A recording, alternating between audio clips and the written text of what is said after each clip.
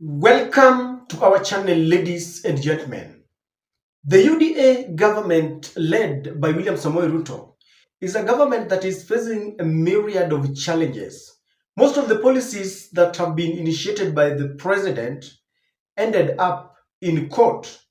There's been a long court battles. Some of them, William Ruto being overruled and the appeals. In June last year, some of those policies almost broke down the country when Gen Zs led very fierce protest in the streets to protest against the Finance Bill 2024. Today, many youth still criticize William Ruto and they have ended up in the cruel hands of the police, being abducted and others gone missing. The question that many are asking is what has become of William Ruto? What has become of the UDA government, a government that came to power with lofty ambitions, with promises, and they said they had a plan? What exactly has changed? That is the question that many are asking. When an opinion poll was done, just to understand what Kenyans feel about the UDA government, they rated the president at a D, I think, and the former president Rigathi Gachagua was rated of a D minus or E, and the entire cabinet was rated below C, if you ask me, meaning that majority of Kenyans feel that Kenya is headed to a very wrong trajectory. The question is, why exactly do we have a government that is staring at failure despite the fact that they promised Kenyans quite a lot? Now, today, none other than the deputy president himself, Kithure Kindiki, explained the reason why William Ruto has failed, the reason why he continues to miss the shots, and the reason why I believe William Ruto will continue to fail. All the dreams and ambitions will forever be a fiasco if what Kithure Kindiki is saying is anything to go by. I don't want to tell you what it is. I want you to listen to Kithure Kindiki and tell me exactly what you conclude by the statements that the deputy president gave with a lot of assertion, with a lot of conviction. Before we watch the video, allow me to ask you to like our videos. It goes a long way in promoting the video and promoting the channel. Kindly like and share the video. Please, if you're watching for the first time, subscribe, click the notification bell. Thank you very much for your continued support. President Kibaki did a lot of transformative work, but he was very unpopular in the first term.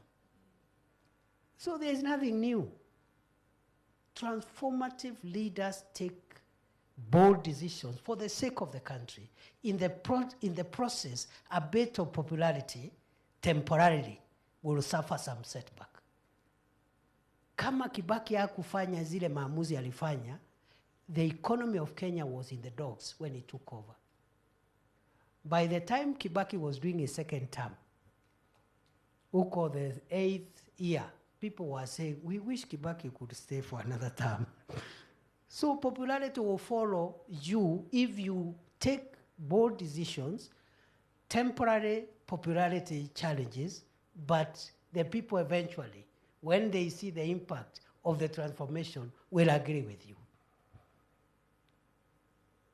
Tunaelewana? So, there is a difference between a leader and a politician. President Ruto has chosen to be a leader first, before being a politician.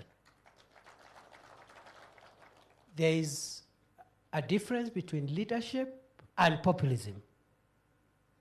Populism is what some friends of ours call listening to the ground. Unasikiza raia. Unajua raia, you know, people are created. God created people to be led. God instituted leadership. You cannot be led by the people. If you're being led by the people, you have no business then calling yourself a leader. You are a follower of the people. Before we delve so much into the statement of Kithure Kindiki, I want you to listen to William Ruto himself, corroborating what Kithure Kindiki is saying, and you will understand why the entire government seems to be confused. Listen to William Samoei Ruto himself. Mpango yangu na nia yangu ni kubadilisha hii Kenya. Hii Kenya haiwezi kubadilishwa kiholela, haiwezi kubadilishwa kwa kupigiwa makofi. Mimi natafuta vile Kenya hii nitabadilisha, kwa sababu kubadilisha hii Kenya imechelewa, na imecheleweshwa na viongozi ambao hawana uwezo wa kuamua vile Kenya itasonga mbele. That is the problem. The problem of Kenya is not that we don't have a plan, is not that we don't know what we should do. The problem of Kenya is that there aren't enough leaders with the capacity and the courage to implement the plan that will change our country. Ladies and gentlemen, I want us to marry the statements of William Samoei Ruto, the president, and the statements of Kithure Kindiki, the deputy president. William is saying that the reason why Kenya has not progressed is because we have got a shortage of leaders who can confront challenges and make hard decisions. And in his mind, he is that one president who is God-sent, who is able to make those hard decisions. If you listen to Kithure Kindiki, Kithure is saying that William Ruto cannot listen to the people because according to them, when you listen to the people, then it means that the people are leading you rather than leading the people. Surely, if you read our constitution in the first chapter, power belongs to the people. The people can decide to exercise the power directly or by representation. Now, when Kithure says that you cannot listen to the people, and when he tells us that William Ruto is that one person who is wiser than every other Kenyan in the nation, what exactly does it mean? And I want to tell you in this video the implication of those statements, because those statements come from the first and the second in command. And that is exactly what they believe in. That is exactly what the entire UDA government, the entire cabinet, that is exactly what they believe in. They believe that William Ruto is smarter than all of us. You cannot question William Ruto. No wonder when William Ruto got to power, William Ruto changed all the policies that had been initiated and sustained by his predecessor, Uhuru Muigai Kenyatta. GMO was the first to suffer. William Ruto overturned the ban on GMO. He lifted the ban on GMO because according to him, Uhuru was unwise to ban the consumption of GMO. And then the new university funding model. And then kazi kwa vijana. You can name them. Everything that William Ruto does has ended up in court. Because in his thinking, William Ruto believes that he is the best and you cannot question him. Kithure Kindiki believes that when you listen to your people, then they are leading you. And that is why when William Ruto is being told that SHA is not working, the university funding model is not working, he doesn't believe that it is not working. Why? According to him, whatever he initiates must work. And so William Ruto has detached himself from the people because when he listens to them, it means he's being led. The last time I checked, the power belongs to us. The last time I checked, democracy means that it is a government of the people, by the people, for the people. Listening to your people is not tantamount to being ruled.